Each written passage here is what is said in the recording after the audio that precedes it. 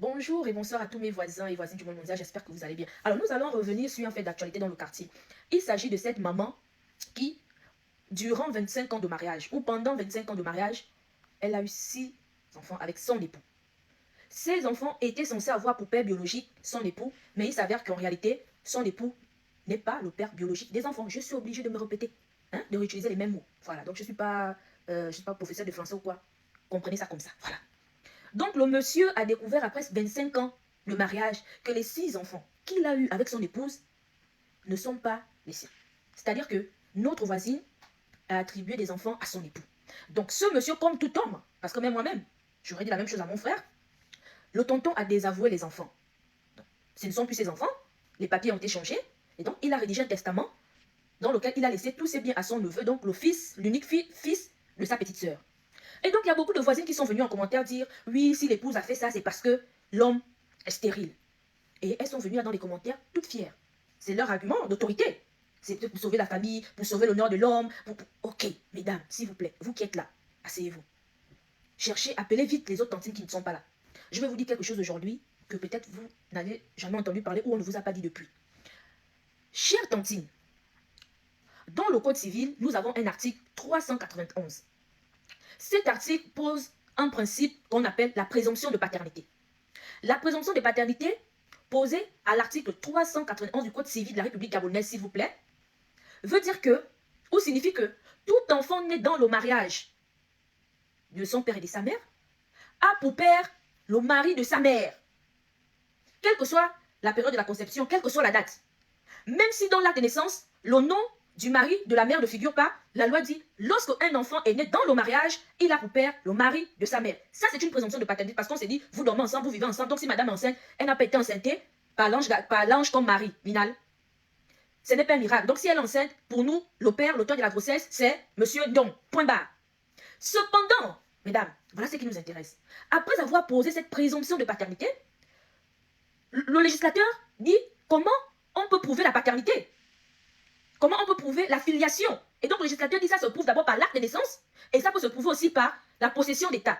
Donc, ça, vous trouvez ça dans les articles 394 et 395 concernant la possession d'État. On reviendra sur la possession d'État plus tard.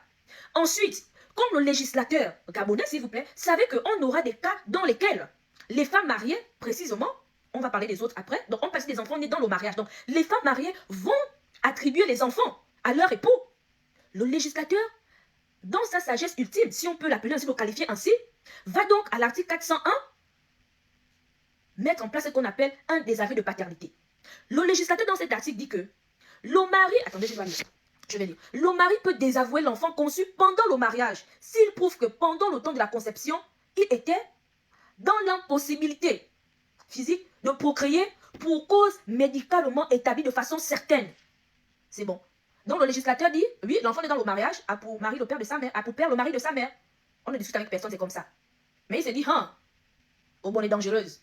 Kumba, je n'ai pas confiance, elle peut nous jouer des tours. Donc, il faut qu'on prévoie quelque chose pour combattre cette présomption. C'est pourquoi il dit alors, toutefois, le mari peut désavouer l'enfant conçu dans le mariage s'il prouve que durant la période de conception, il était dans l'impossibilité de faire un enfant. Et il dit, c'est quoi cette impossibilité? C'est une raison médicalement établie de façon certaine. Maintenant, mesdames, voilà le secret, quelque chose que je vous dis que beaucoup d'entre vous ne savent pas. Plus jamais, vous allez aller dans les commentaires dire, c'est parce que l'homme était stérile. Si, lorsque votre époux conteste la paternité d'un enfant et qu'il vous amène devant le juge, la raison que vous ne devez surtout, vous ne devez pas invoquer devant le juge, c'est de dire que c'est parce que mon époux était stérile. Mais, si votre époux est stérile, c'est justement la cause qui est prévue à l'article 401. Donc, c'est cette impossibilité médicalement établie de façon certaine qui fait en sorte que votre époux ne peut pas être le père de vos 6 enfants durant 25 ans de mariage. Sur cette base donc, le juge est obligé d'accepter sa demande en désaveu de paternité, ce qui fait donc qu'il n'est plus le père de vos enfants, on change les actes de naissance, on enlève son nom dans les actes de naissance si c'est ça figurait, si vos enfants portaient son nom, on les enlève, le juge donne d'autres noms ou il remplace, enfin si l'enfant s'appelle par exemple, le père s'appelle par exemple, on va dire Ndong, et clairement c'est au bon. Si l'enfant s'appelait Moussavou Ndong, parce que le nom du père, Jérémie, le juge va dire désormais l'enfant va s'appeler Moussavou au bon, enfin on met le nom de la mère à la place du nom, donc on enlève. Donc mesdames, quand vous venez dire que la femme a attribué les enfants à son époux parce qu'il est stérile, vous êtes en train de dire au juge que vous confirmez effectivement que cet enfant ne pouvait pas avoir pour père biologique votre époux. Donc,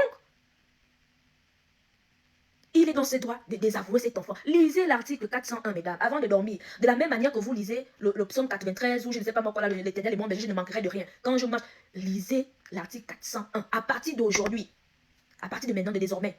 Parce que beaucoup actuellement sont devant le juge pour des avis de paternité. Quand on vous amène devant le juge pour une demande des avis de paternité, dans votre défense, enlevez on va dire comment, la stérilité du papa.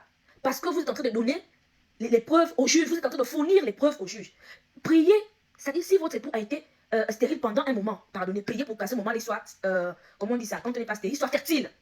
Priez même que votre époux ait eu un enfant avant de vous rencontrer ou durant ces 25 ans de mariage. Parce que ça arrive, il y a des hommes, ils n'arrivent pas à avoir des enfants avec son épouse, mais il a des enfants dehors. On ne sait pas ce qui se passe. Alors que madame a déjà eu par exemple un enfant avant lui, et quand les deux se mettent ensemble, 10 ans, 15 ans de mariage, ils n'arrivent pas à faire des enfants. Mais quand monsieur va dehors, il fait un enfant. C'est le moment même de prier pour que votre époux ait eu un enfant avec la chisa. Même si la chisa a attribué un enfant à votre époux, vous allez dire au juge que mais lui vient vous dire qu'il est stérile. Pourtant, il a un enfant dehors. Même si vous savez que la chisa a aussi attribué l'enfant à votre époux, ça, c'est pas votre problème. Dites au juge que, puisqu'il dit qu'il est stérile, mais il a 2 enfants au mariage, ce sont ses enfants. D'ailleurs, les actes naissants, les enfants là ressemblent à mon époux. Ils sont d'ailleurs comme mon époux. Est-ce que vous comprenez? Ce n'est pas le moment de venir dire que mon époux est stérile. Parce que la stérilité de votre époux est justement la raison ou la cause pour laquelle il doit et il va désavouer votre enfant. Pardon, je ne sais pas si j'ai bien expliqué ou je suis allé vite. Ne vous inquiétez pas. Si vous n'avez pas compris, laissez les questions en commentaire. Quand j'aurai le temps, je ferai.